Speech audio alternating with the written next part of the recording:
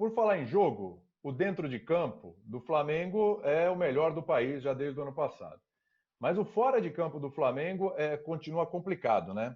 E a gente tem duas coisas para discutir aqui sobre o Flamengo. Uma, inclusive, o Mauro tocou no assunto no blog dele. Hoje, daqui a pouco, a gente vai mostrar, vai falar sobre isso. Eu vou começar pela declaração do BAP, o Luiz Eduardo Batista, vice-presidente de Relações Externas do clube. Live, não foi para nenhuma TV, para nenhuma. Foi simplesmente declaração para redes sociais aí do clube, né? Live, do clube não, perdão, até de torcedores e tudo. E aí o BAP se referiu ao Abel Braga, aos tempos do Abelão como treinador do Flamengo. Vamos dar uma olhada no que disse aí o BAP, ó. A gente discutia internamente que ele devia estar de sacanagem. Tá falando do Abel Braga, hein? A gente olhava ele dando entrevista e a gente falava, cara, tem alguma coisa que a gente não está entendendo. Ou ele bebeu ou está drogado. É uma entrevista a um canal, uma entrevista ao canal Ser Flamengo, tá? Ser Flamengo. Claro que o Abelão viu isso aí, e aí rebateu. Partir para o lado pessoal, destilando palavras graves e sem qualquer sentido, é muito sério. Pessoas arrogantes assim não mereciam estar à frente de um clube como o Flamengo. Entendo que tenha falado isso para ganhar holofote. Perdeu muito espaço e ficou à sombra do Marcos Braz, nota oficial aí do Abelão. Tem mais uma coisa para a gente colocar nessa história que o Mauro lembrou aqui, até no nosso grupo no WhatsApp. E a gente resgatou. Tá no ponto aí, né, Chico? Chico é nosso editor-chefe. A gente resgatou sobre essa coisa BAP e Abelão. Vamos mostrar aí, vamos mostrar. O Abel é um dos grandes técnicos do Brasil. É só olhar nos últimos 10 anos, tá certo? Oxalá o Flamengo tivesse conquistado metade do que o Abel conquistou como técnico. O Abel conquistou mais nos últimos 10 anos como técnico do que o Flamengo conquistou de títulos. Então, o Abel é um profissional excepcional, que nós tivemos a oportunidade de contratar. Nós estamos muito felizes com o trabalho do Abel até agora. Vamos combinar, até outro dia, o torcedor estava, ai meu Deus, será que nós vamos passar de fase da Libertadores, tal? Não sabemos o que vai acontecer no Uruguai. Aí passa Mengo, rumo ao mundo, né? E aí o Liverpool aplica uma virada sensacional no Barcelona e os caras, pô, é a reedição da final, tá escrito há 1000 anos. Então, veja, a gente sabe que a vida como ela é, você não pode ir do 8 ao 80 dessa maneira, né? Então, na medida em que você ganha, o ambiente no Flamengo fica mais propício a você ter tranquilidade para trabalhar. Na medida de que você não ganha, fruto das expectativas que a gente gera e que nós mesmos, os torcedores, vocês podem acreditar, nossa expectativa é altíssima. Nós gostaríamos de ganhar tudo e a gente trabalha para isso. A gente sabe que é mais fácil falar do que fazer. Essa coisa do 8 a 80, Mauro, o BAP foi do 8 a 800, né?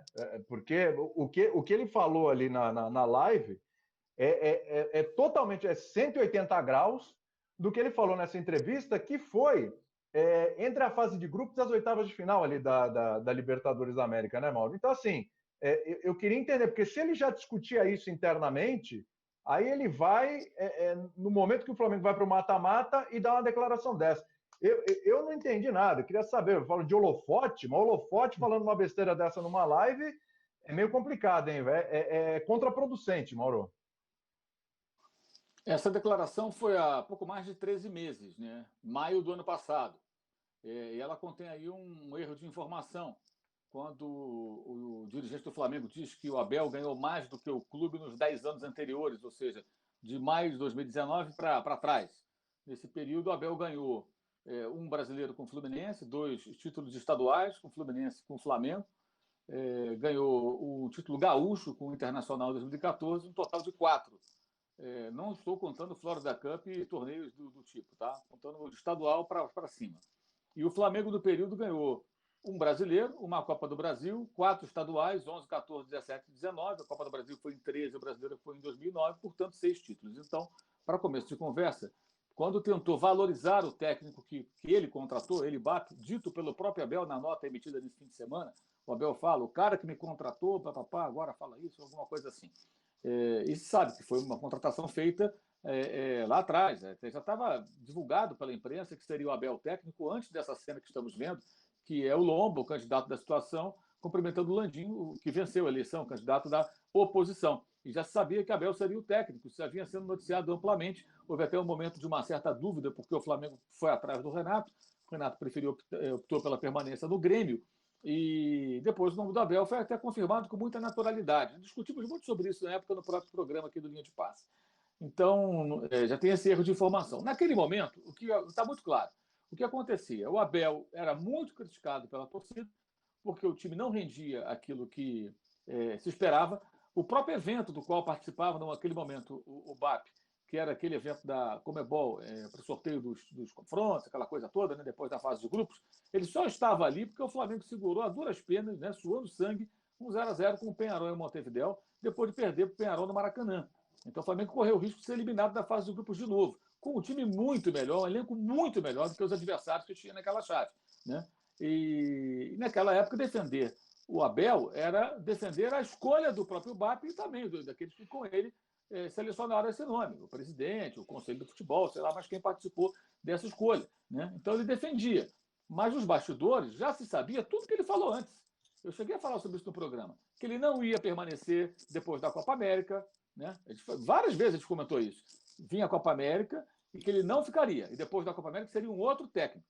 E o Flamengo empurrou com a barriga para ver se conseguia se classificar na Copa Libertadores. Tinha a Copa do Brasil, o jogo com o Corinthians, que ele comandou o primeiro jogo em São Paulo e se demitiu antes do segundo jogo, né, do Rio de Janeiro, e tentar ganhar tempo para escolher outro treinador que na Copa América pudesse planejar o time, voltar a treinar e tentar mudar os rumos, como aconteceu com a chegada do Jesus, que nasceu a partir de uma sugestão feita ao Paulo Pelaipe, que era o gerente de futebol, e que foi apresentada ao Marcos Braz. O Marcos Braz levou ao presidente do clube a ideia de buscar o Jesus.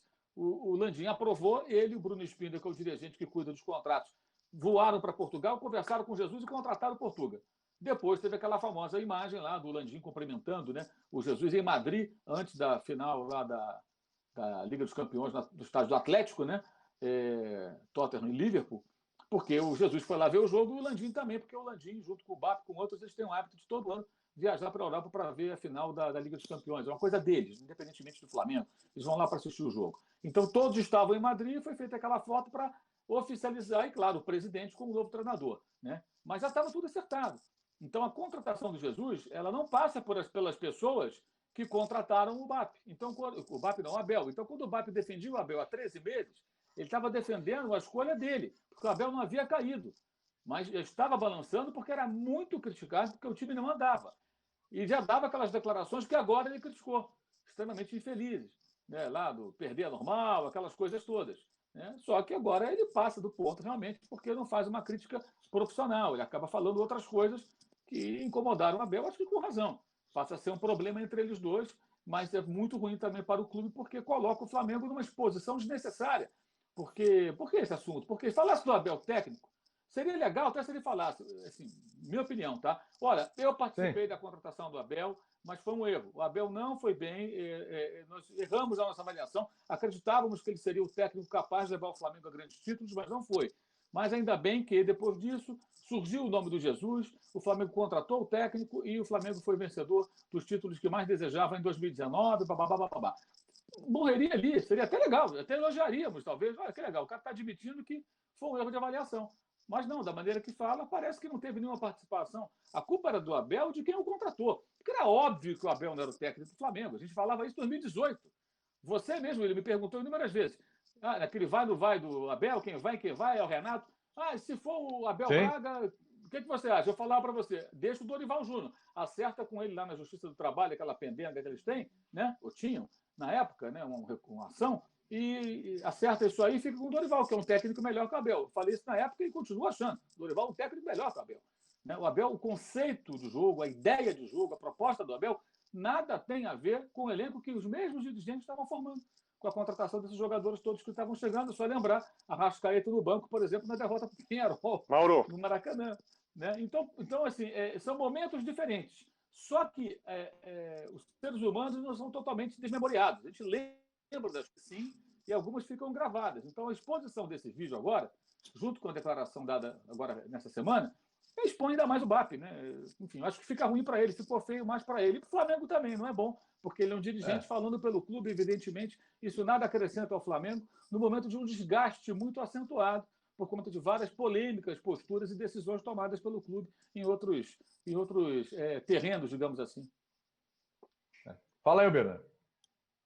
Não, a minha impressão é a seguinte: sabe aquela pessoa que ou defende um jogador à contratação, ou vota mal em algum candidato, qualquer coisa assim, e quando fica muito claro que o erro é grande, começa a carregar na crítica para se desvencilhar do equívoco, e no caso dele, direção, parece isso. Nesse caso, ele faltou muito com respeito com o Abel Braga.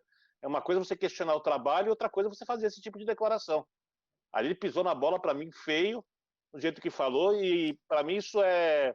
Você falava sobre os dois extremos, ele foi o defensor, como ficou provado com o tempo que o fato da defesa ter sido ruim para o clube, ele ficou marcado com isso, e agora ele quer carregar como se isso fosse resolver o equívoco anterior. Eu até acho que a reavaliação, como disse o Mauro, olha, queria o treinador, errei, isso é parte. Às vezes um treinador erra na hora de escolher o jogador. Os melhores técnicos já erraram. O Klopp errou na escolha do goleiro uma vez na vida. Podia falar de erros aqui de Tele Santana, dos grandes técnicos da história do futebol quando contrataram atletas, mas isso não dá nenhum direito da pessoa chegar e falar uma coisa dessas. Então eu acho que dessa vez ele conseguiu fazer com que o Abel Braga, que não vinha sendo feliz nem nas declarações a respeito do que pensa do Flamengo, né, quando era técnico, depois chegaram os laterais, não sei o quê, eu conseguiria fazer o mesmo futebol, nada disso eu concordei, mas nesse caso eu fecho com o Abel, ele está mais do que certo, o BAP faltou com respeito, com um profissional que se tem dificuldades técnicas hoje em dia para montar grandes times, nunca faltou com respeito com ninguém que eu me lembre. Verdade. Ô Jean, o Palmeiras, né? O Flamengo vive uma situação, vive um problema de comunicação, assim, né? A forma como se relaciona com isso é bem complicada, né? Porque se você pegar o Landim, você aponta problemas do Landim de comunicação e condução de algumas coisas, inclusive, o Mauro vai falar daqui a pouquinho, como a condução do caso Ninho do Urubu ainda atrapalha o Flamengo nesse sentido, né? Você pega o Danchi, polêmica também, sempre, né, polemizou também no que disse. Aí você pega o BAP, polemizou também no que disse. Quer dizer, daqui a pouco você vai ter que colocar, né, aquela, como é que é o nome? Uma mordaça nesses casos, mas, fiquem quietos, pelo amor de Deus, porque vocês estão só atrapalhando. E assim, é a imagem do Flamengo, já. Esses caras ocupam cargos importantes, fundamentais no Flamengo, eles representam o Flamengo. Então, quando a gente vai falar desses caras, é a imagem do Flamengo que está sendo maculada. Não sei se eles conseguiram perceber isso ainda, gente. Então, eu acho que não conseguiram perceber porque existe uma certa prepotência na maneira como a direção do Flamengo tem agido. Quando o Mauro fala em reconhecer um erro e de repente fala, realmente errei ali, mas conseguimos corrigir, arrumar a rota, isso é impensável para essa atual direção do Flamengo. Os resultados esportivos parece que colocaram a cabeça desses dirigentes num lugar em que eles se acham absolutamente incriticáveis, não são passíveis de críticas, e aí surpreende, inclusive, que dirigentes que agem dessa maneira, né, dirigentes que não aceitam críticas de nenhum tipo, porque eles são assim, você citou um episódio, mas tem todo o tratamento que o Flamengo deu desde o começo, desde lá de trás, quando o futebol estava parando, até os momentos atuais, toda a polêmica gerada em torno do comportamento do Flamengo, né? Eventuais ali negociações para a volta do futebol, envolvendo eventualmente outras coisas, enfim. Me parece o seguinte, eles não aceitam críticas, eles processam, ameaçam de processo, pede direito de resposta aqui e ali, a gente teve outro dia na Fox, teve no Faustão, sempre o direito de resposta sem, evidentemente, que eles estejam presentes e possam discutir, eventualmente discordar da gente no ar e falar, olha, isso aqui não é o que você disse, né? Mas não, é sempre um direito de resposta em que ninguém possa contestá-los em relação à resposta, né? é assim que tem acontecido, infelizmente, em muitos casos. A nota que foi e aí o clube está totalmente no direito de soltar as notas em relação à coluna do Bernardo Melo Franco ontem no Globo. Enfim, é um clube que não aceita críticas, e hoje me surpreende que um clube que não aceite críticas critique da maneira que critica certas pessoas. Porque o BAP, a gente está falando dessa declaração absolutamente lamentável do ponto de vista pessoal em relação ao Abel Braga, que para mim se agrava ainda mais se a gente pensar pelo que passou o Abel há algum tempo. Então, você fazer uma crítica pessoal a uma pessoa, né, desse jeito, eu acho que é muito lamentável, mas o BAP, um pouquinho antes, falou do Lucas Prato de uma maneira absolutamente deselegante também. E é assim, e falam o que bem entendem, falam do jeito que querem. Acho que essa questão de também sempre falar num ambiente confortável, né? Gente que não está sempre num ambiente confortável, então você só fala para a Flá TV, você só fala para o canal Porque do não serão torcedor questionados, né, Jean? Não serão questionados. Não, então, não, isso sem dúvida. Quer dizer, falar e não ser questionado já está muito claro que esse é o objetivo. Mas o que eu estou querendo dizer é que muitas vezes você falar absurdos como esse que o BAP falou, acaba saindo essas coisas porque você está se sentindo ali na sala da sua casa. Você não tem nenhuma preocupação que o outro vá te contestar, que o outro vá dizer, não, mas peraí, você não acha que isso é um exagero? Você não acha que você está... Não. Assim, quando você fala num ambiente muito confortável, você fala como se estivesse na sala de casa. Só que os dirigentes do Flamengo não estão na sala das suas casas, mesmo quando fazem lives com amigos, ou com o canal do clube, ou com quem quer que seja de torcedor que sabe que não vão incomodá-los, e isso acaba se tornando público. Quer dizer, mesmo que seja num ambiente confortável, é uma coisa pública, né? E acaba gerando essa animosidade geral que o Flamengo só tinha motivos para ser elogiado, esportivamente falando, né? Se a gente for olhar para o que foi feito dentro de campo, para a maravilha do futebol que jogou, para os títulos que conquistou, era um momento para o Flamengo estar assim, boiando em elogios, assim, sabe? Só elogio de todo lado, e era um pouco assim quando a questão era esportiva. Só que esses dirigentes têm conseguido fazer com que o Flamengo seja o clube mais criticado do Brasil há um bom tempo. Quer dizer, o clube, os dirigentes são criticados, né? O time joga um futebol maravilhoso, só que o futebol parou, a gente fala pouco de futebol, e no extracampo o Flamengo tem, de fato, muitos motivos por conta dos seus dirigentes para ser criticado. Olha, parece que não, mas o tempo até voa aqui. A gente só tem mais 6 minutos de programa. Eu ainda quero ouvir no final aqui o Mauro, porque o Mauro tem informações aí sobre a questão, novos passos aí nessa história aí do Ninho do Urubu, né, do incêndio. Mas eu quero ouvir o Calçade aí sobre essa questão aí para a gente encerrar esse assunto.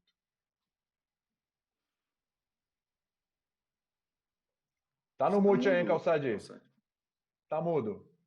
Estamos no mute? Tava. Opa, agora sim, vamos lá. Agora tinha um barulhão aqui, eu fechei. Tá. Clubes destruídos pelos seus cartolas, que tem aos montes no Brasil, já são arrogantes. Clubes que devem 8 meses de salário, 10 meses, devem para o mundo. Você já encontra arrogância e prepotência nesse tipo de gente. Né? Imagina um clube que está numa situação invejável, que é o Flamengo. Aí a arrogância e a prepotência vai para um lugar perigoso. Eu sinceramente, eu esperava um outro tipo de conduta do Flamengo, da instituição, porque esses caras falam pela instituição. Quando você ouve isso, você está ouvindo alguém do Flamengo. Não, a gente pode desassociar o clube da pessoa o tempo todo, mas chega uma hora que não dá, porque a pessoa que assina o contrato, que assina o cheque, e que essas pessoas respondem pelo clube. E o BAP tem um cargo importante, ele é uma figura importante dessa estrutura. E eu vejo que ali ele deu uma aula de arrogância, prepotência, não era a forma para se referir. Eu acho que quando a gente discute ideias, as coisas vão bem. Quando entra no campo das pessoas, as coisas vão muito mal. Ele poderia ter discutido as ideias do Abel. Perfeito. Agora, drogado, bêbado, é um negócio que eu acho que ele passou de todos os limites. Por quê? Essa prepotência, essa arrogância, ela também é visível em outros aspectos muito graves da vida atual do Flamengo, que é o caso do Ninho do Urubu. Eu vejo o clube tratando com uma certa prepotência, arrogância, esticando a corda do tempo para ver o que vai dar com aquelas pessoas que precisam do clube hoje e não tem mais os seus filhos, as pessoas queridas. E o Flamengo trata isso de uma forma horrorosa, horrorosa, porque o Flamengo tem total condição de resolver essa questão e por que deixá-la aí presente o tempo todo? Não, ele prefere deixar presente o tempo todo. Não sei qual é o sentido disso. Outros clubes estão arrebentados economicamente, não teriam condição. O Flamengo sim tem para, não é abafar o caso, é simplesmente resolver um caso que é gravíssimo e que no coração das pessoas nunca será resolvido.